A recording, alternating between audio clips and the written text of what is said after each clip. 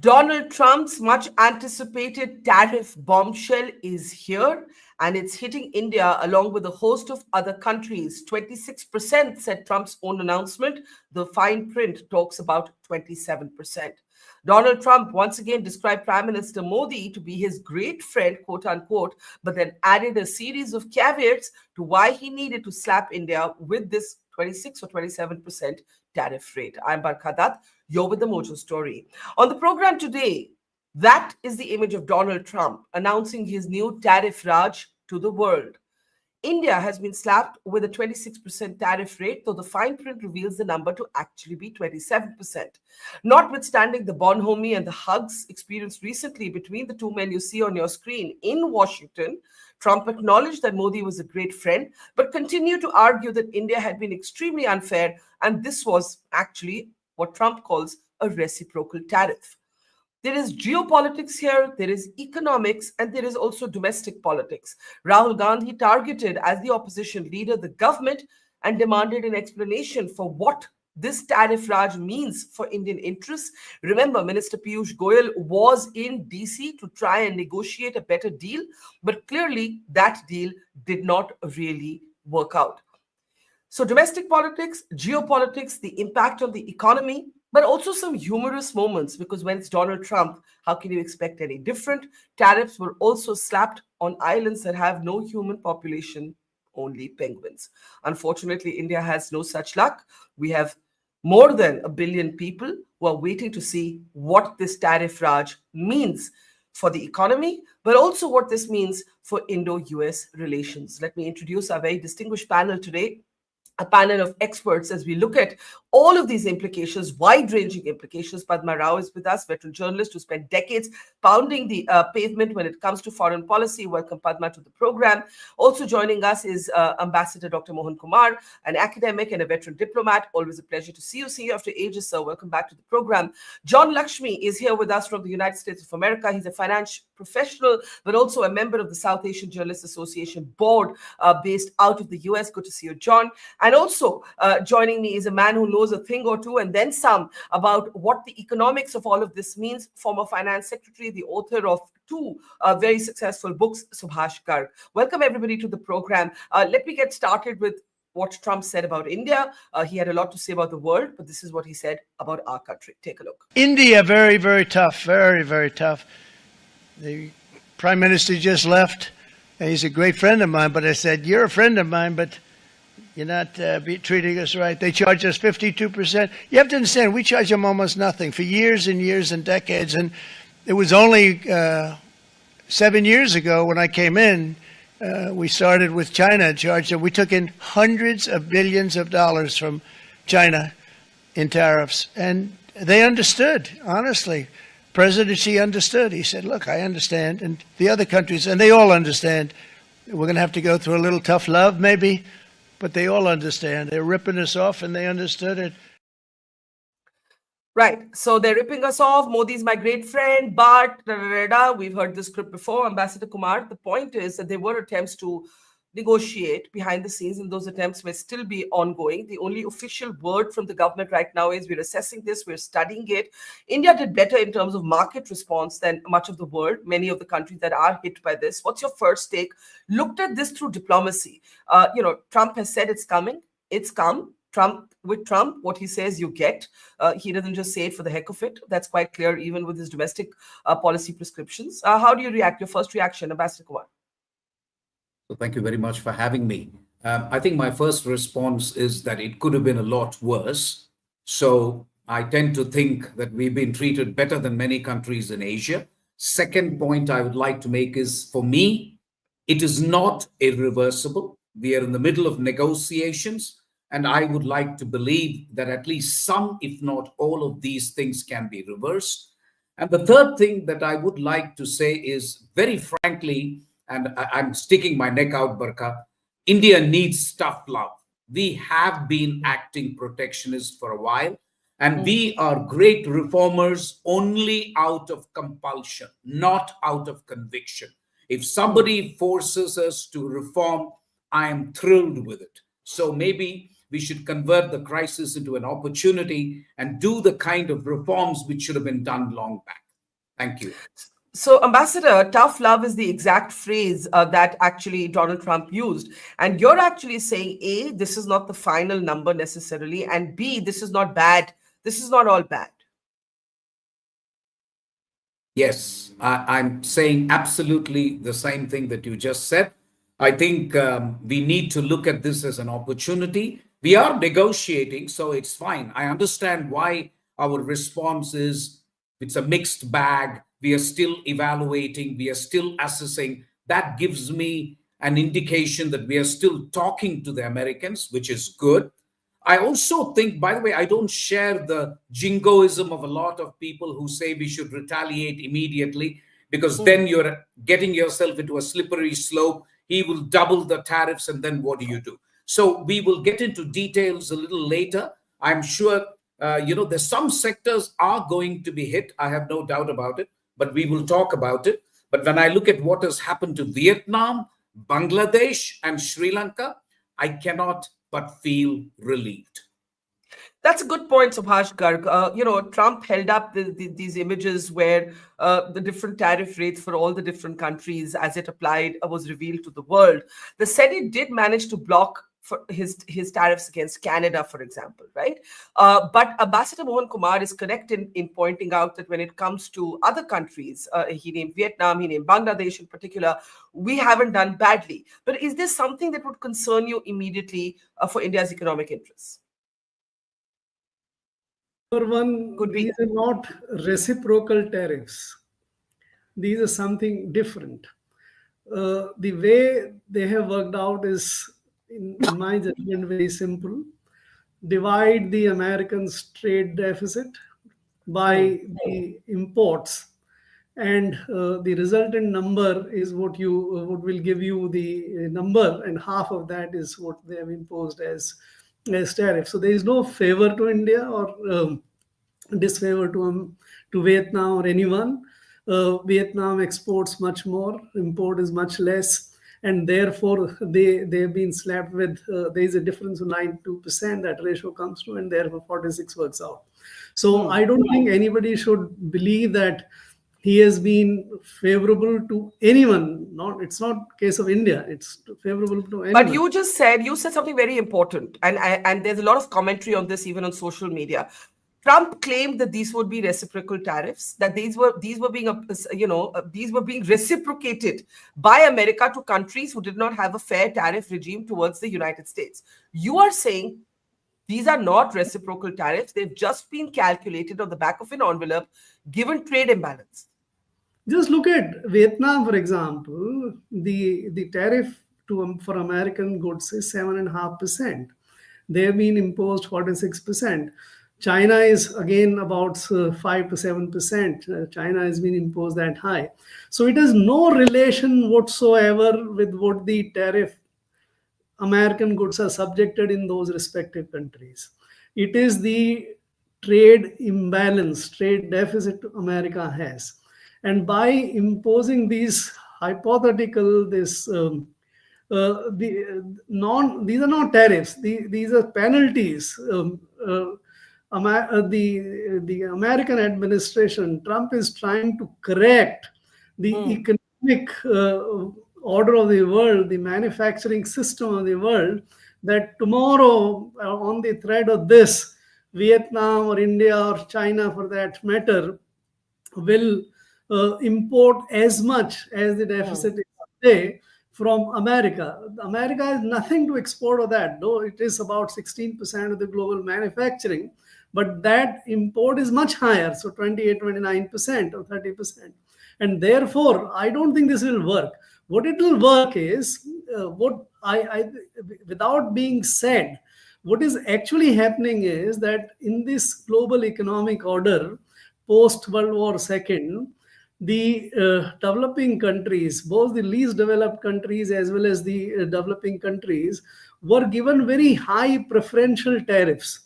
They were not industrialized. The Americans and Europeans were industrialized. And over the years, last 50 years or so, they have also become industrialized. Today, 60% of the global manufacturing takes place in what we call developing countries. And therefore, those preferential tariffs, which were there for last 30, 40 years, 50 years, are not required. And the countries are, I heard today that Vietnam has said, we'll make your tariff zero on everything, right? So tariff is not the issue. He's trying to change the economics, manufacturing. So this is a really important point. And before I come to John and Padma, Ambassador Dr. Mohan Kumar, you said it, it's welcome, it'll force us to reform. But I think Subhash Garg makes a really critical point that what Trump has done is he's looked at the the US trade numbers, and wherever there's a trade imbalance, he's actually calculated the percentage based on that imbalance. And therefore, this whole talk about reciprocal tariffs doesn't quite apply. So he's done us no favors here. Even though some other countries may be worse off, this is not because of any special relationship or love for India. No, on that point, I agree with Mr. Garg. You can call it what you like. It's not reciprocal. I concede that point. But tariffs are meant to actually lead to security and predictability of trade. We have been playing havoc with tariffs. Every budget, you increase it, you decrease it, you put additional duties and so on. So my point is, I'm not here to defend what Mr. Trump has done. He has done what he has done, and I believe in many ways it is actually strikes at the root of the MFN system. I spent 10 years in Geneva negotiating at the WTO, and I see that, this is the last nail in the coffin, frankly, as far as the multilateral trading system is concerned. But I am looking at it from a purely pragmatic and geopolitical point of view. He has talked of India. Please look at the fact sheet of the White House. It talks not just of tariffs, but it talks of non-tariff barriers by India when it comes to telecom equipment, when it comes to medical devices, routers, switches. And he also says that if countries can actually meet the security considerations of the United States, then I'm happy to do something. The fact of the matter is, Barkha, we are now a close partner of the United States, whether we like it or not, for a variety of reasons, and we can talk about that, but I'm just saying that is the reality. This is a relationship that is arguably the most consequential relationship for India. I am not at all getting into the merits of it, but I am thinking the government of India is doing the right thing by not going jingoist on this, by saying we are going to retaliate and so on. I think you quietly negotiate with the Americans, try and see what deal you can get. In fact, there could be an opportunity or two, frankly, for your textiles and garments, for your electronic products and so on. Agriculture, I worry about a little, including shrimps. I worry about the small and medium enterprises of India. But those are things that, the country and the government has to deal with. But we are not here to defend whether this is in conformity with WTO. He is playing havoc with the MFN system. That we know. And that's a fact. But it is what it is. So I think from an Indian perspective, I'm trying to see how we can handle this, frankly. Now, you use the word partner. You said this is one of the most consequential partnerships, and that would be technically the correct nomenclature. The leader of the opposition in Parliament, Rahul Gandhi, used the word ally, which is technically incorrect. India is not an ally of any country. But he did use Trump's tariffs to sort of poke at the government. So there is domestic politics playing out here as well. Just before I come to John and Padma, let's take a look at what Rahul Gandhi said on Trump's tariffs. Indira Gandhi ji, in the matter of foreign policy, do you lean left or do you lean right? And Indira Gandhi ji answered, I don't lean left or right, I stand straight. I'm Indian and I stand straight. And the BJP and the RSS have a different philosophy. When asked, do you lean left or do you lean right? They say, no, we bow our head right in front of every foreigner that comes in front of us. Sir, this is something that is in their culture, it is in their history, we know that. But we would like an answer from the government of India. What are you doing about our land? And what are you going to do? What are you going to do about this tariff that our ally has imposed on us? Thank you. What are you going to do about this tariff that our ally has imposed on us? We are not an ally of the United States of America. We are not a member of any military alliance. And no matter which government comes and goes, I would even stick my neck out here and say, I don't see India's foreign policy being upended in that manner. That said, Padma, uh, he's right, or he's within rights to ask, what's the plan? And all we have in terms of the plan is a very anodyne, cautious press release from the government saying we're assessing it. Ambassador Kumar says, correct to not go jingoistic. Subhash Garg says, hang on, these aren't even reciprocal tariffs. He's doing you no favor. He can hug you, he can call you his best friend. But this is all about American interests. Transactionalism max. Thank you, Barkha. I think, just to briefly mention Rahul Gandhi, I don't think there was ever a more protectionist government than his grandmother's government. And I'm a child of the '60s, and the early years of this disastrous flirtation with socialist democracy, or rather socialism, with the Soviet Union as a very close ally. That was disastrous, and we lost decades of industrial development, which only more or less began after Dr. Manmohan Singh brought in reforms. So I would like, except for heavy industry, perhaps you may argue, but I'd like to come at this as a consumer and as a foreign correspondent, really. And I completely agree with what Ambassador Kumar says, as in layman terms, as an Indian taxpayer, as an Indian middle class professional taxpayer who pays very high taxes. I've not seen any remarkable improvement in the quality of any kind of services, infrastructural or products received in return.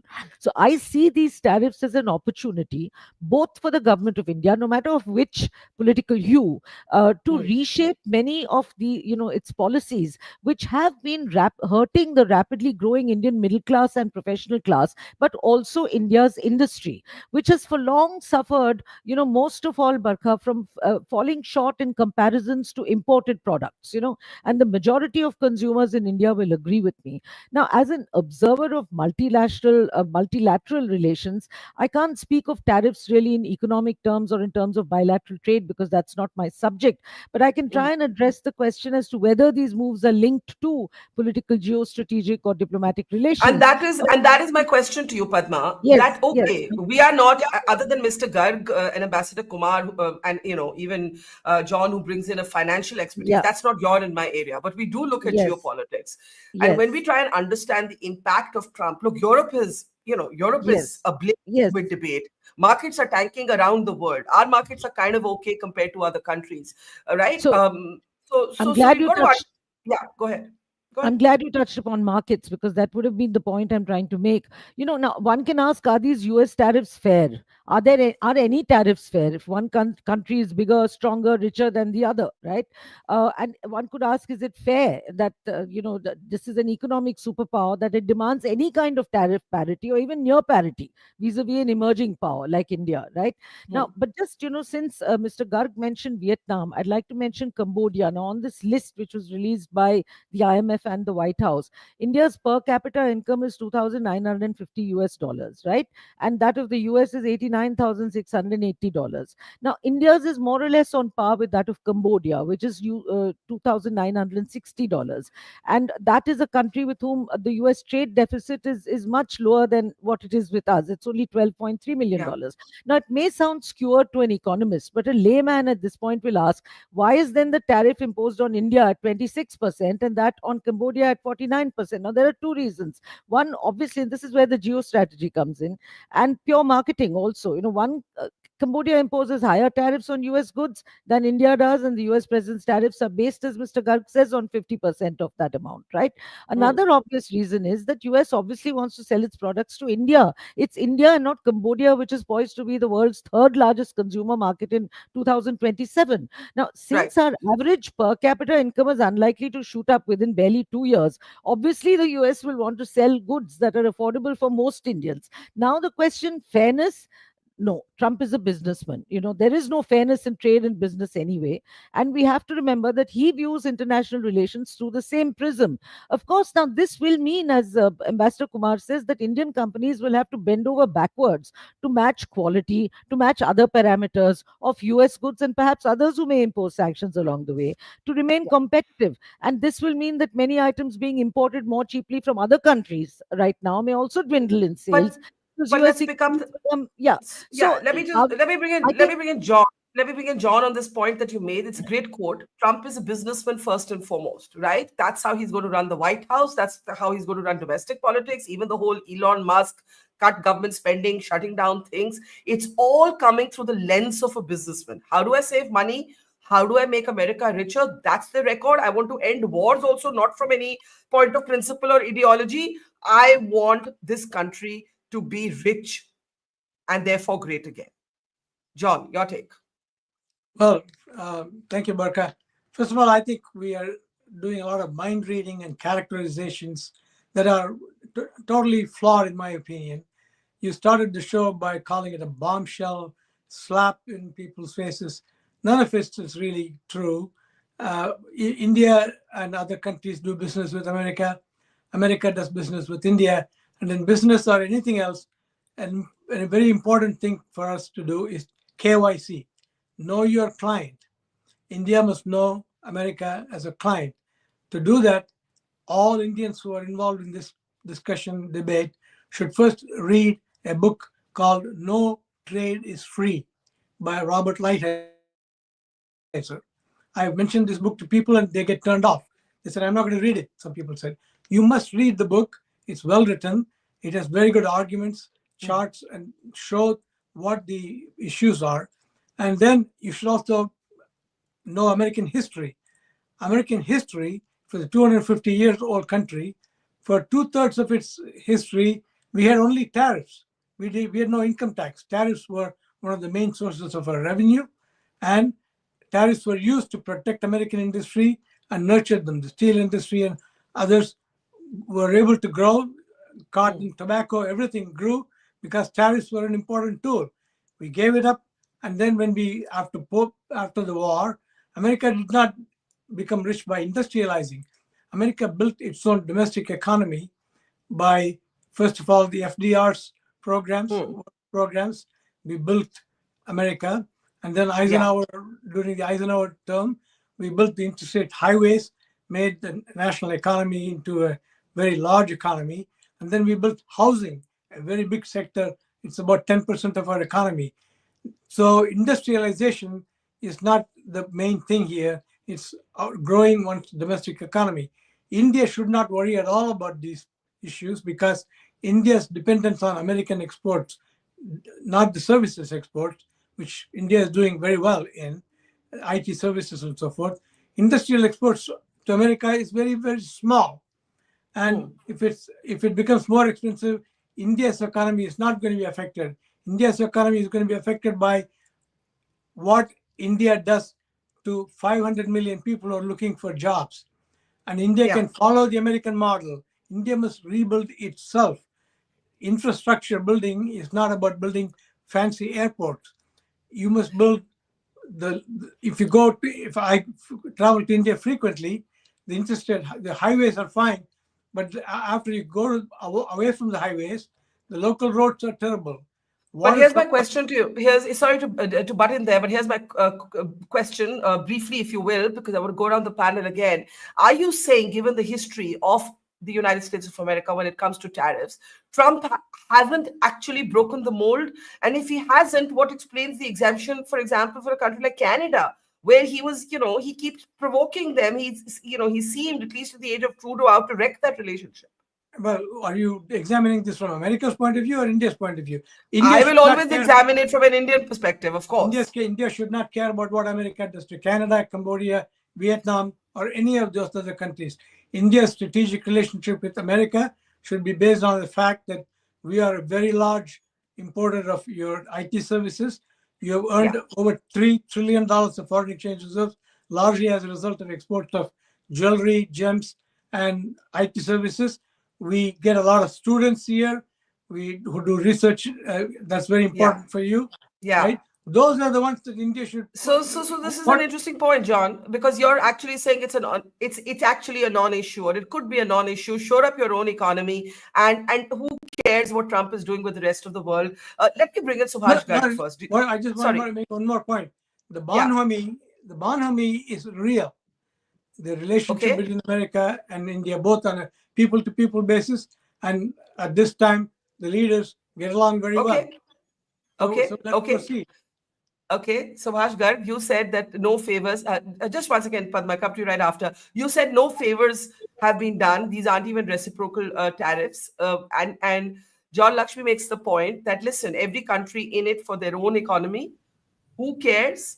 Shore up your economy, and automatically the answers will come. Your response. You see, America is a big manufacturing nation. I think we tend to forget in this entire rhetoric that somebody is ripping us off. America produces 17% of the global manufacturing. It's not small. We produce 2.5% or 3%.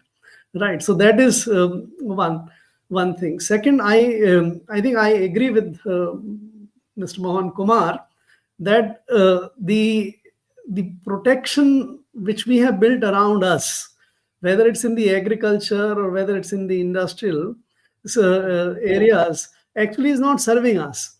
Look at anything you like, the automobiles or agriculture produce for that matter, electronics, nothing is actually serving us. Now it's a Tesla produced here, a Tesla produced there, cost almost the same, because everywhere the manufacturing is highly automated now. Labor has ceased to be an advantage. So we should get out of that mindset of thinking that these tariffs protect us. But that is not going to help you much.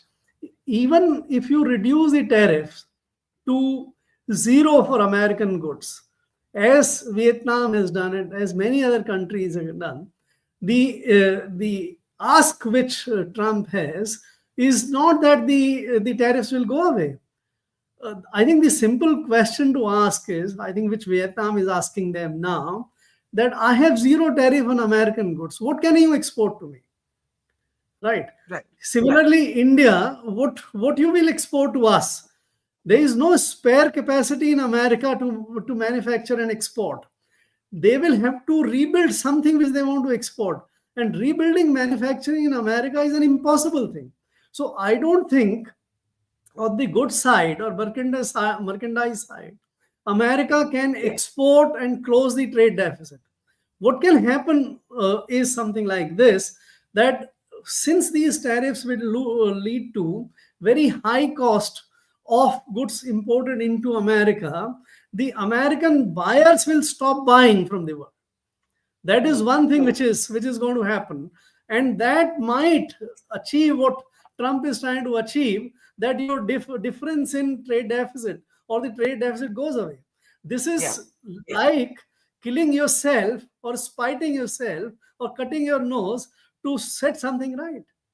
I think he's embarking on a path which is destructive for America. So this is interesting. You think Trump is cutting his nose to basically spite himself. He is embarking on a self-destructive path, Padma, and then Ambassador Mohan Kumar. John says, okay, well, how do you care if it doesn't hit you badly? Well, I just want to point out that the point may be relevant at this stage, but all larger countries try to protect their own markets and industry by imposing tariffs. Now, what does India do? And I bring this up because Prime Minister Modi is going to Sri Lanka and he's going to be there tomorrow. A case in point is Sri Lanka. While the Sri Lankan market is flooded primarily with Indian consumer products, you hardly ever see consumer products manufactured either in Sri Lanka or in Bangladesh or anywhere else in India, for instance. And consumer products are only a small example.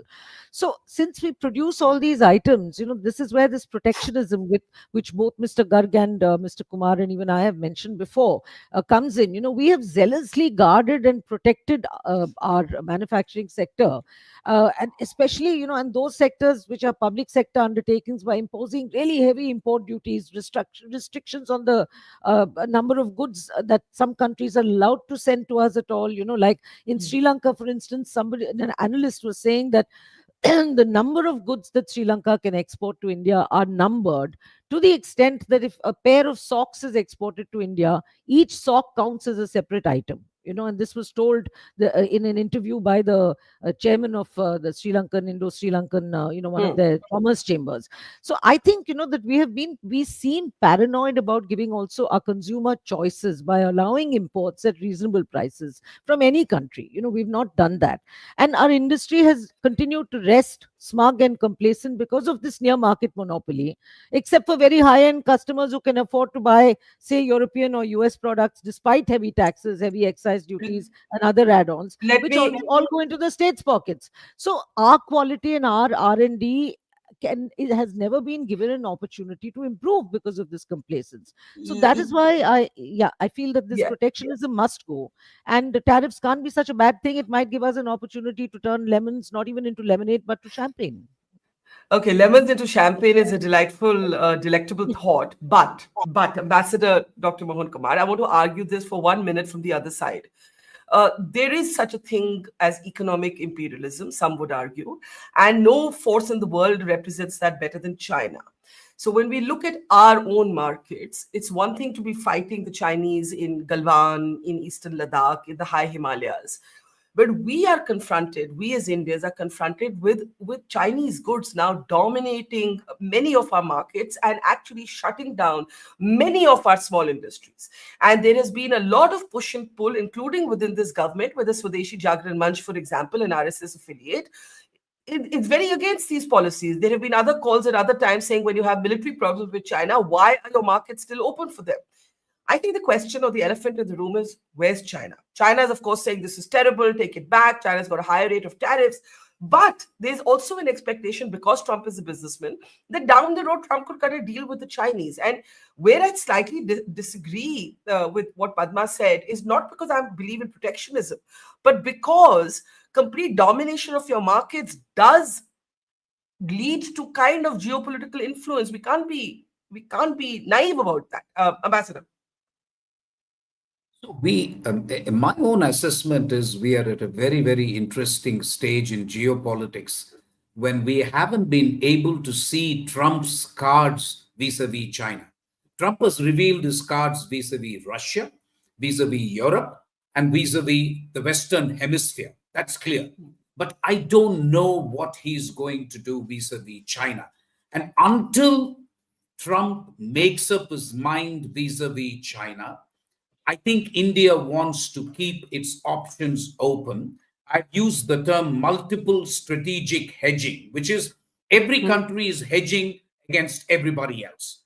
The recent thaw in the relationship between China and India, by the way, this was initiated by China, not by India. China is no fool, you know that.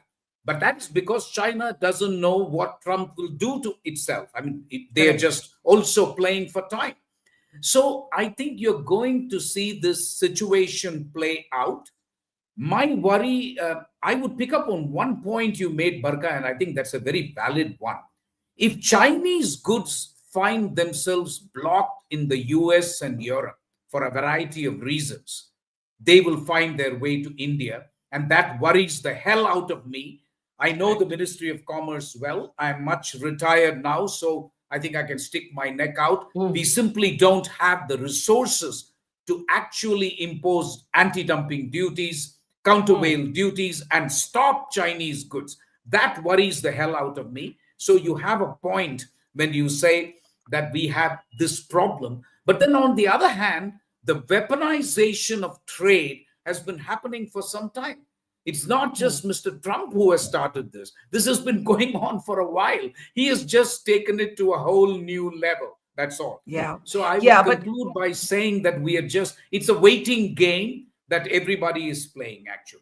yeah, but Padma, briefly before I come to John on China, Ambassador says that we don't have the resources to sort of impose anti-dumping restrictions on China, and if China decides to turn, to flood our markets even further or deeper than they have, I mean, that's not good news. So, to John's point, that what Trump does with country A doesn't necessarily impact us. The world is interconnected, some might argue.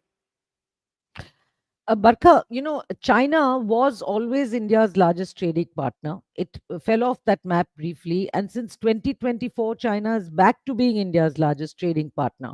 So, to an extent, that is already happening. Whether that is due to American tariffs or whether that's due to something else, I think it is more due to the pragmatism. I think you might have heard External Affairs Minister Jaishankar speak recently. His utterances were quite frank on a greater and more pragmatic engagement with China. Now, this is a good and sensible move, and it will likely ease the pressure off, on India and enable it also to continue to strike its own largely independent course, say in the Indo-Pacific, as Ambassador Kumar says, till such a point in time when we are able to really, discern where President Trump stands on China. And Yeah. so I feel that these US opportunities are these US tariffs, I'm sorry, are an opportunity, even in respect to India and China. In Okay. respect, given that both countries have been targeted and hit quite hard, some might say, by US tariffs. And really, a very last point, to be fair to Trump, and as Ambassador Kumar says, global politics in recent decades have long shed any idealism that they may have once had, and they have come to be purely hinged on give and take, barter, Yeah. exchange of favors, and this is another form of trade. I mean, and quite frankly, even the woke vision of a perfect world where the rich allow the poor to get richer and take a back seat out of sheer philanthropy, this is a philosophy which is still spouted by left liberal governments around the world, which are themselves struggling to Okay. contain all kinds of other problems. Let's So bring in. yeah. Sorry, I'm just running short of time, so let's bring in Yeah. John and then give the closing word to Subhash Garg. John Lakshmi, please go ahead. Yeah, I think there's too much preoccupation with international trade, especially in the minds of Indians. India has a very large economy. It has unfulfilled needs. America has only 330 million people. We have surplus capacity to produce everything we can think of. India has unmet needs of 1.4 billion people. It can grow its economy independent of international trade. It has vast human resources. It has housing shortage. It has shortage of schools. It has shortage of water facilities.